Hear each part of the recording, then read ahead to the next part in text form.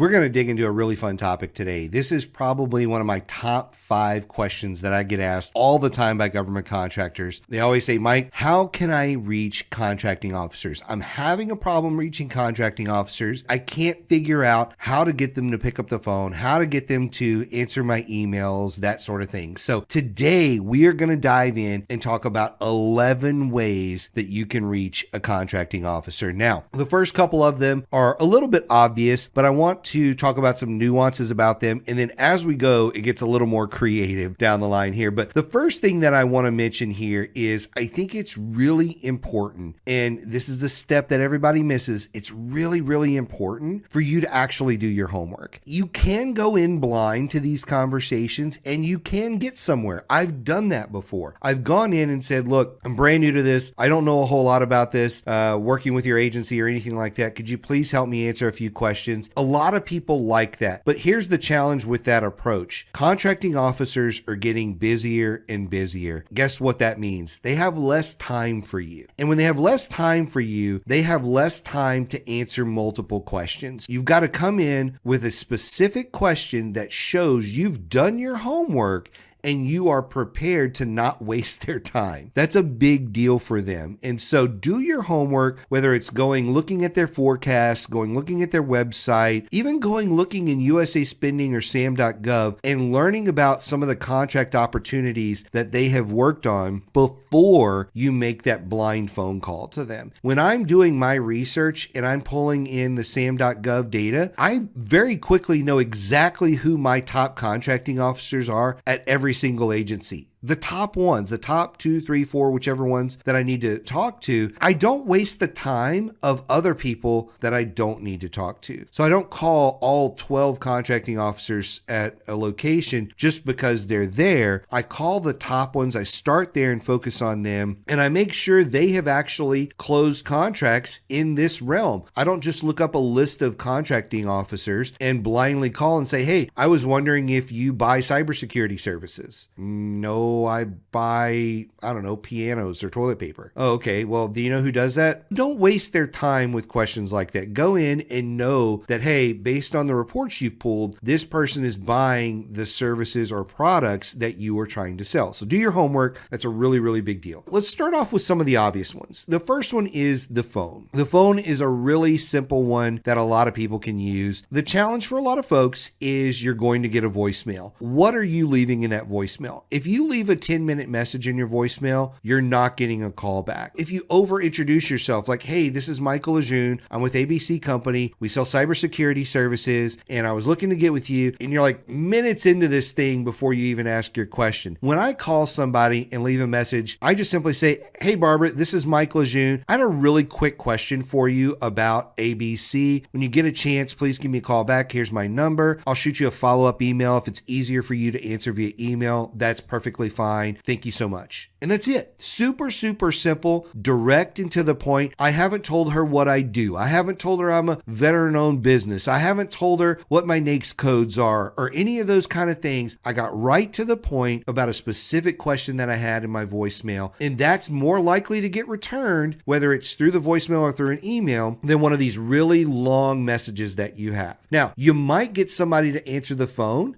You might not, but look, here's the deal. If they don't answer on the first try, guess what you should do? Call again. And if they don't answer on that one, you should call again. I've called people as many as 20 times over a reasonable period of time, say over a week or two. I may not leave a voicemail the first half a dozen times I call. I may only start leaving voicemails after I've called 6 or 7 times and I've got nowhere with that. So that's the phone.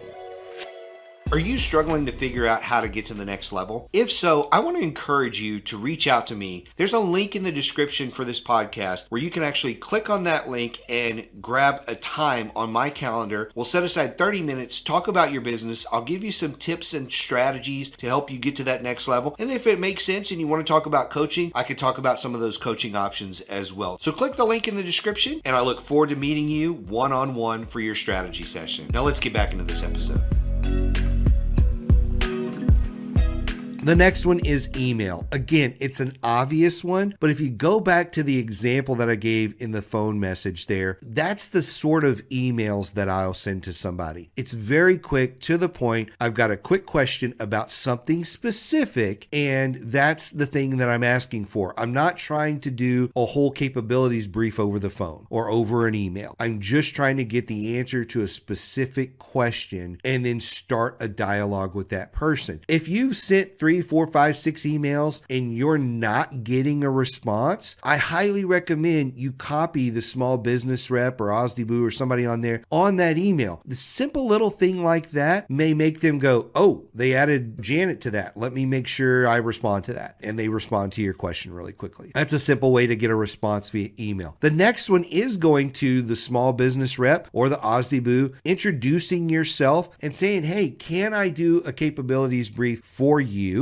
And by the way, I'm trying to reach these 4 contracting officers. Could you help facilitate an introduction that way? So that's a really powerful way. And a lot of people skip that step. I don't know why, but a lot of people skip this step like, hey, I'm not going to go to them unless I have a problem. Well, look, you do have a problem. You can't reach the person you're trying to reach, and you don't want to take 6 months to reach them. Go properly introduce yourself, tell them what you're trying to accomplish, and see if you can get some help. And by the way, while you're there, they may also say, hey, I know you've been trying to reach Janet and Barbara, but have you thought about calling Mike? Because Mike is in this office. You know what? You probably don't even know Mike exists because he's kind of new here. And they may go down this little rabbit hole with you and introduce you to Mike. And Mike is actually the person that starts buying your services. Go ahead and talk to the small business reps, the OSDBUs, get them on your side and try to create a relationship with that office. The next one is events. When I think about events, I don't think about just conferences, but I also think about webinars. There's a lot of groups that hold webinars all the time, and I'm going to talk about one of those groups here in a minute. The thing that I like about these online events is there's always an opportunity at these online events to do at least a little bit of networking, raise your hand and ask a question or two, and that's really powerful to meet people because you'll show up to an online event and there'll be somebody speaking from the SBA or somebody speaking from the USDA or the Army or whatever it is, and it's a person you've never heard of, didn't know existed. Now you know they're there. They've also brought their assistant with them and like, hey, if you've got any questions for our office, be sure and call my assistant and myself, reach out to us. We're here to help you. And now you can get out of that webinar and reach out and say, hey, I was on the webinar. Thank you so much for this. I have 1 or 2 real quick questions for you. Can you help me with this? And that's often a great way to meet these contracting officers. It's a great way to meet small business reps and other different people. It's a great way to meet project managers and program managers from all different organizations all over the country. So be sure and keep your eye out for all of the online events that you can attend. Then you start looking at your conferences. When you start to break down who buys what you sell, where are they going to be? What conferences are they going to attend? Are they speaking at any of those conferences? Every government conference I have ever gone to, there's at least one, if not dozens, of contracting officers speaking at these events. There's small business reps, OSDBUs, all these people are speaking at these events, and it's a great chance for you to go in person, shake their hand, look them in the eye, and ask them a couple of quick questions and start that relationship with them. The next one on my list kind of ties into the last one is your local PTAC. A lot of PTACs actually sponsor these events online. So the Tennessee PTAC, real big shout out to those folks out there. I love them a lot. We support them a whole lot. They have a ton of online events where they're bringing in government people. They're doing not only just webinar style events, they're doing like mini conferences where it'll be either a half day or a whole day or a multiple day online webinar venue where you can meet all of these government folks. You can hear what their priorities are and learn more about that stuff. That kind of goes back into the homework side of things. I highly recommend you connect with these local PTACs to see what events they are hosting, as well as who they may know. If you're trying to do business in your state, and let's say there's an Army base and it's close to that local PTAC, there's a good chance somebody at that PTAC actually knows who you need to talk to, and they can actually make a referral for you. It's a real simple thing that you can do, and a lot of people just totally forget about this. The next one is LinkedIn. There are millions of government employees and contractors on LinkedIn, and yet we all forget about about it. Most of us have a LinkedIn profile and we have 200 connections. We log in once a week, maybe once a month, and we're not active in that space. And that's a challenge. So I have really put an emphasis over the last few years on growing my LinkedIn presence. I've got somewhere around 15,000 connections at the time of doing this podcast here today, and I will continue to grow that. All of those connections are extremely valuable. They're all in my network now. When I have a question, a lot of times I'll just post it on LinkedIn and I may get 30 responses. I posted a question the other day and I had over 100 responses to it. And sometimes I post a question and I get 2 responses. It's a valuable place for you to post something so that, let's say you're trying to reach a contracting officer and you can't reach them. Hey, does anybody know the small business rep at here, or the contracting officer here, or I'm trying to reach this person and I haven't been able to reach them. Does anybody know them? That's one way. Another way is actually just connecting with that person because they're likely on LinkedIn and starting a dialogue there. And I don't mean doing the spam thing where this happens all the time, where you make a connection and then 10 seconds after they accept, you send them your capability statement and,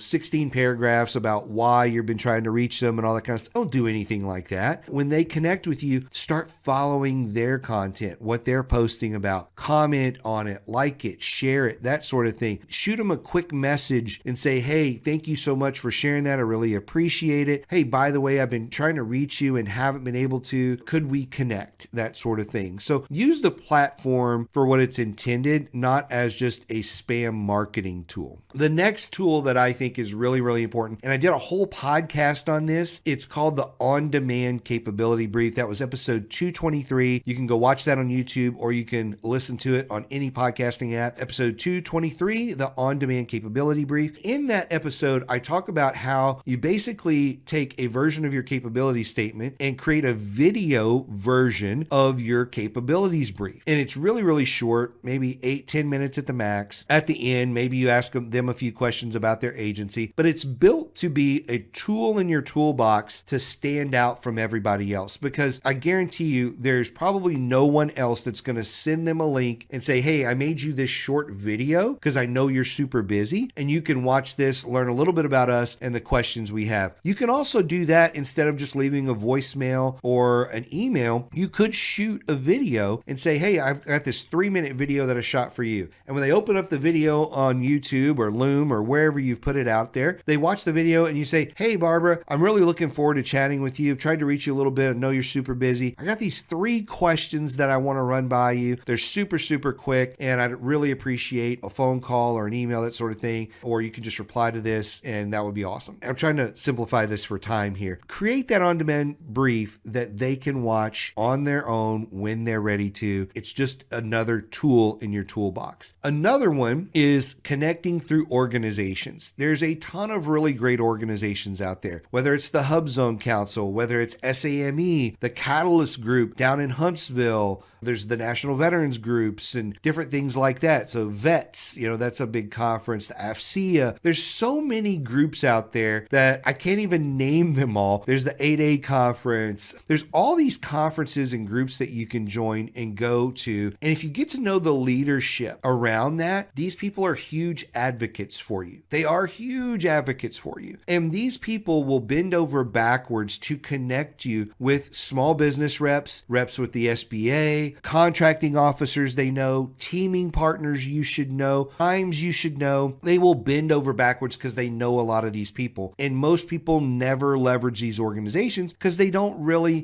go to them or join them. Occasionally they'll go to a conference, but they don't dig in deep with it. So my recommendation is, if you're part of an organization like 8A, Hub Zone, National Veterans, VETS, whatever it may be, actually get in deep with them, learn the key players in the organization, the people that sit on their small business committees, things like that. Volunteer to be on these committees, get to know the players, and then when you have a question, you'll have a resource you can reach out to. The next one is your teaming partners. If you are struggling to get in with a contracting officer, guess who you should be talking to? You should be talking to people that are already working with that contracting officer. And a lot of times, those people turn into your teaming partners. Sometimes we're bringing information to them, and sometimes we're going to them to try and get information and get a little bit of a hand. Working with your teaming partners to get information can be really, really helpful, because maybe you've worked with them at the Army, maybe it's at Fort Hood or wherever it is, business and you've worked together, it's worked really well, and now you're trying to get an Air Force account and you just can't break in, and you know they've got some past performance, maybe they can help do the intro to the contracting officer for you. So that's another great way. Another way here is responding to RFIs, sources sought, and even RFPs. Sometimes in order to get on the radar of a contracting officer, you may have to make a strategic decision that, look, I'm going to respond to one of these three things just because I want to get on their radar. That's often a great way in. And look, if it's an RFP and you lose, guess what you're going to ask for? You're going to ask for an informal debrief, and you're going to ask to do it over the phone if possible, so you can actually get in with that customer. And even saying things like, look, we're not trying to protest this thing. We are just really concerned about doing business with your agency, and we want to get better. We want to find out what we did right, what we did wrong, so that we can win the next one. Humble yourself a little bit, do that, and I guarantee you, people will say yes to those conversations, and you'll get to have the conversation with the contracting officer that you couldn't before. The last one here is going to be way outside the box for some people. It's worked for me in the past. There's a lot of variations to it, but it's a fun one, and it's snail mail. So actually sending something in the mail. Think about that. Today, we don't get a lot of stuff through the regular mail. If you send, say, an oversized postcard or like a really nice wedding invitation style card to somebody where it's in a nice envelope with a nice print and stuff like that on it, they're going to open that. They're going to notice that. And it could be something like, hey, I'm inviting you to have a call with me. I'm really trying to get, connect with you. It doesn't have to be harder than that. A really creative one could be that you actually put your capability statement on a poster and mail that to them. There's all kinds of things you can do. And if you're struggling to connect with someone, I recommend not just one piece of snail mail, but multiple pieces, followed by follow-up phone calls in between. So if you send an oversized postcard, on Monday, call them on Friday. Then maybe next week, if you still haven't gotten a call back, send out the wedding invitation style card to them with the request to meet, that sort of thing. And then follow that up 3 or 4 days after you expect they've got it. And then get the next creative piece out there to them and create a chain, basically, this campaign. And I guarantee you, you will get them at some point to chuckle, to laugh, to go, okay, all right, you win. I'm going to get on the phone with you. But you've got to be creative about it and actually ask them to meet. We've got to move away from just sending stuff and letting people guess. Whatever item you send in the mail needs to have a clear call to action, and that call to action is probably going to be a phone call or an email with you.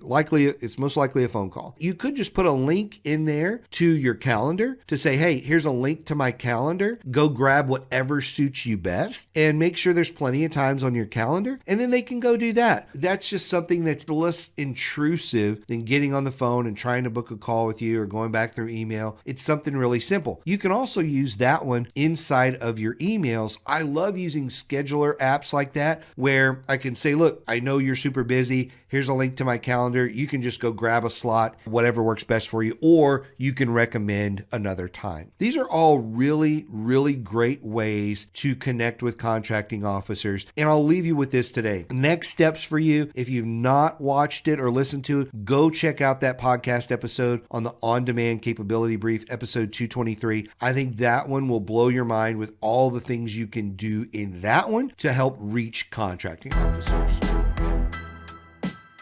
I really hope you enjoyed this episode of Game Changers for Government Contractors. If you have a suggestion for a topic or a guest, please reach out. We are always looking for new guests, new topics, and things that you want to hear about. Thank you for your support, and we'll see you next episode.